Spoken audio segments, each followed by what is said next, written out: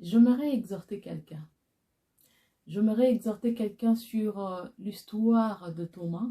Thomas était un disciple de Jésus et il était tout le temps avec Jésus pendant que Jésus était ici sur la terre. Il a passé tout son temps avec Jésus. Il n'était pas parmi la foule, mais il était parmi les disciples. Bien-aimé, c'est quoi la leçon de cette exhortation? Jésus parlait tout le temps aux disciples, où Jésus annonçait déjà ses souffrances, sa mort et sa résurrection. Il ne parlait pas seulement de sa mort, mais de sa résurrection aussi. Il disait que le Fils de l'homme, le Fils de Dieu, sera crucifié, mais après le troisième jour, il sera ressuscité. Mais le problème, c'est quoi? Le problème est que Thomas était là lorsque Jésus annonçait cela. Alors, il fut un jour où Jésus a été ressuscité. Gloire à Dieu. Et ça, c'est une bonne nouvelle pour nous les chrétiens. Il était mort, mais il est ressuscité. Voilà. Mais on annonce à Thomas que Jésus n'est plus au tombeau, il est ressuscité. Thomas a douté. Il a douté, bien-aimé. Il a douté.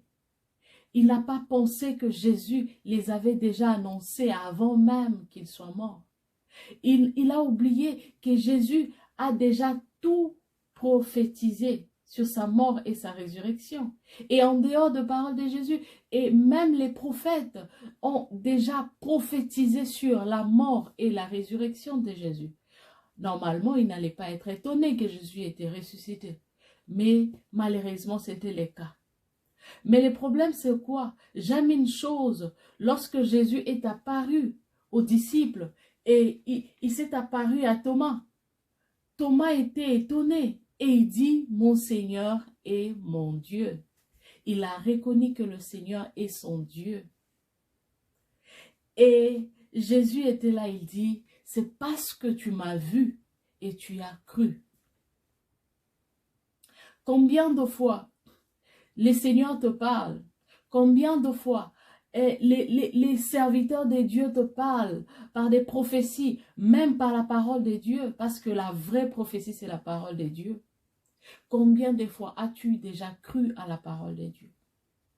Toutes les promesses de Dieu sur ta vie se résident dans la parole de Dieu. Et le Seigneur utilise les gens pour prophétiser sur ta vie. Mais tu ne crois pas. Tu attends toujours de voir pour croire.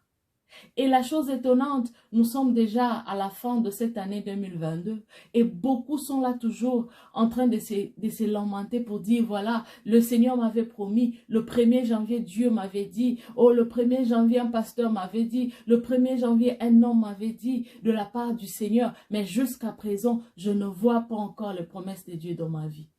Laisse-moi te dire une chose, tout ce que Dieu a dit dans ta vie se réalisera. Peu importe les temps et les circonstances, lui, il ne dépend pas de notre temps. Non, il est le maître des temps et des circonstances. S'il t'a promis, sache-le qu'il va encore le réaliser. Il ne faut pas être pressé. Et d'ailleurs, l'année n'est pas encore finie. Nous ne sommes pas encore le 31 décembre 2022. Et une bonne nouvelle pour toi est que le Seigneur tient toujours à sa promesse. Il n'est pas un homme pour mentir, ni un fils de l'homme pour se repentir. Alors élève-toi. Si tu étais triste, alors essuie tes larmes si tu plairais. Essuie tes larmes si tu étais dans la tristesse. Et le Seigneur t'aime beaucoup. Et il ne peut jamais te mentir. Et crois-moi, je vais te dire une chose, je vais te donner un secret. Même si tu ne vois pas encore ce que Dieu t'a promis en 2022, il est le maître des temps et des circonstances. Donc l'année 2023 est encore à ta disposition. Donc ne te lamente pas, ne fais pas de soucis. Le Seigneur t'aime beaucoup. Crois seulement. N'attends pas de voir pour croire. Mais il faut croire avant de voir. C'est ça le message bien-aimé. Il ne faut pas voir les choses, le miracle, pour dire que voilà, j'ai un grand Dieu, j'ai un Dieu puissant. Mais il faut déclarer la puissance de Dieu aussi longtemps que tu es toujours en attente. Déclare la grandeur de Dieu. Il faut déclarer la main puissante de Dieu dans ta vie au moment où tu es là. Tu ne sais pas si tout ce qui s'est dit, cela sera réalisable. Mais crois seulement que Dieu ne peut pas te mentir. Il n'est pas un homme pour mentir, ni un fils de l'homme pour se repentir. Voilà un message que j'ai pour toi. Que le Seigneur te bénisse abondamment.